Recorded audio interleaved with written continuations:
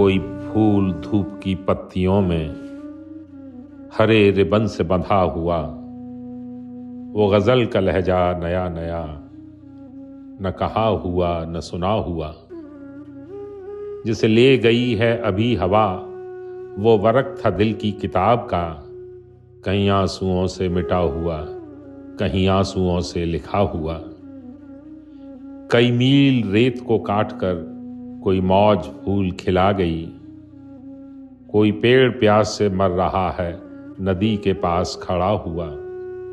मुझे हादसों ने सजा सजा के बहुत हसीन बना दिया, मेरा दिल भी जैसे दुल्हन का हाथ हो मेहंदियों से रचा हुआ।